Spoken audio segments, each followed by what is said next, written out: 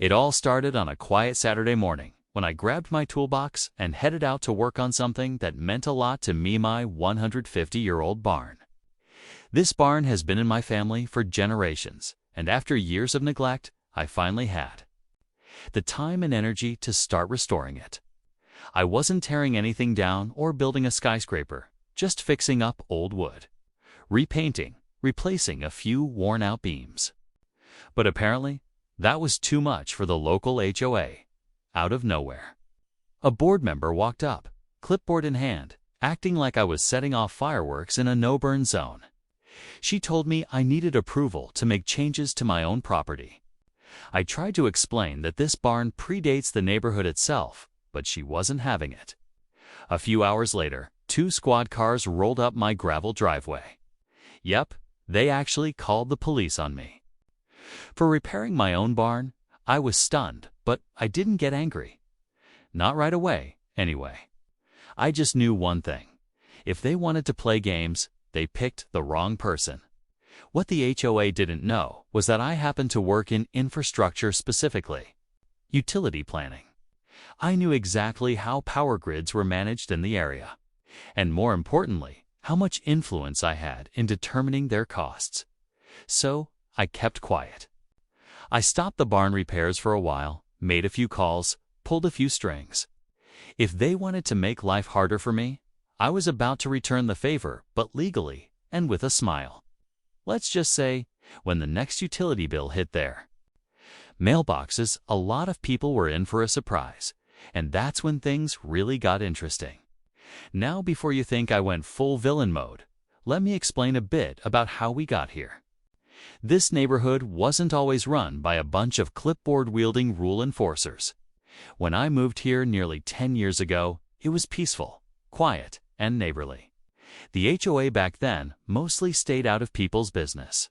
But over time, things changed. A few new folks moved in, got on the board, and suddenly they wanted to control everything. From the color of your front door to how long your car could be in the driveway. The barn had always been there. It stood before the roads were paved. Before the new houses came up, before there even was an HOA, it sat on a corner of my land, half hidden by old trees, and honestly, most people forgot it was even there.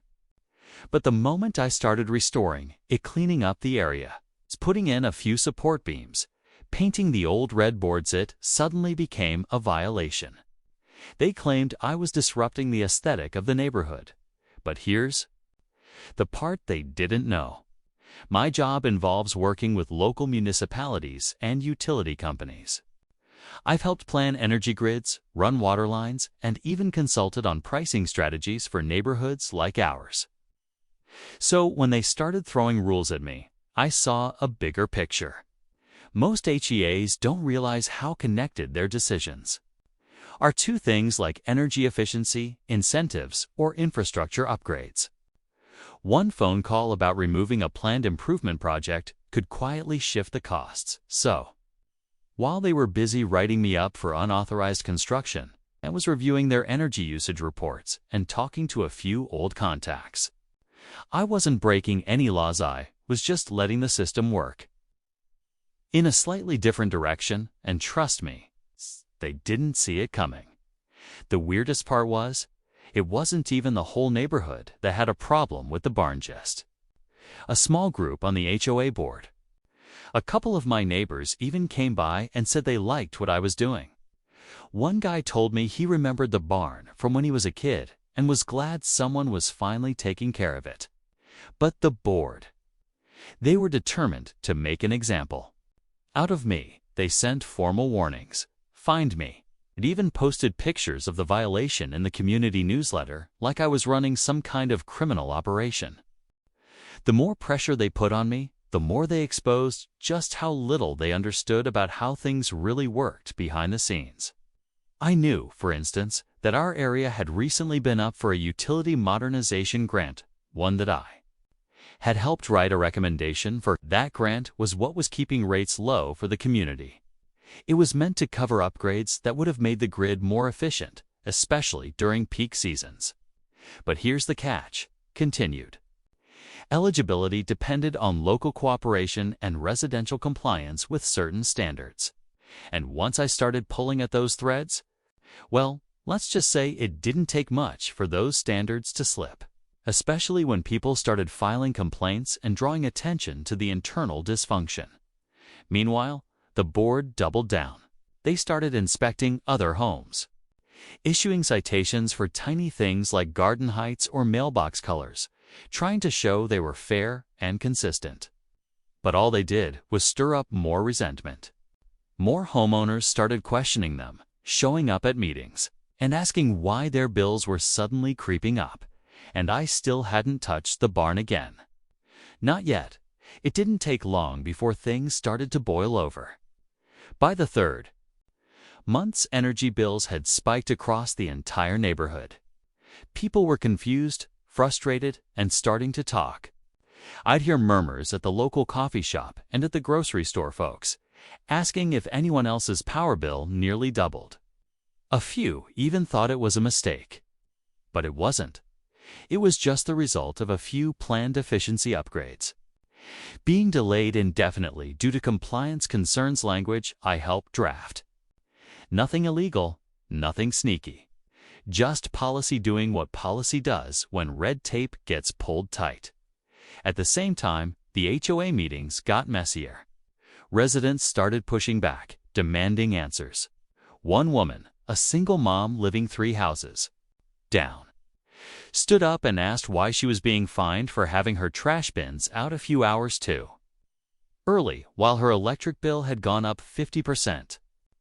The board gave her the usual runaround policy guidelines but people weren't buying it anymore. You could feel the tension rising like pressure in a sealed tank. Meanwhile, I stayed quiet. Still hadn't picked up my hammer. Just went about my day like everything was fine. But inside, I was tracking every move.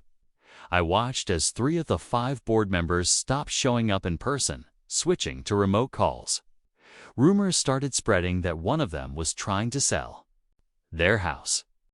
Another one apparently got flagged for making unauthorized improvements to their backyards, something they'd find others for. And just when it seemed like they were starting to sweat, the HOA sent me one final notice, an official cease and desist letter. They said if I touched the barn again, they'd escalate it to legal action. That's when I knew the next move had to count. A few days after I got that cease and desist letter, something strange happened. I came home from work and noticed tire tracks in the gravel that didn't match mine. At first, I brushed it off, maybe a delivery guy turned around in the driveway. But then I saw the side gate to the barn was unlatched. I always keep it locked. Always.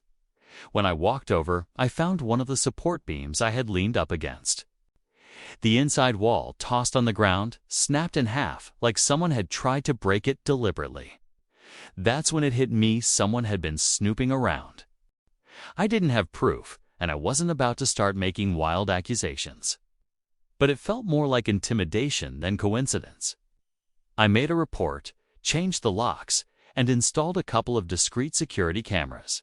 I figured if they were bold enough to threaten legal action, maybe they were bold enough to try something else, too. At the next HOA meeting, things completely unraveled. Residents were furious.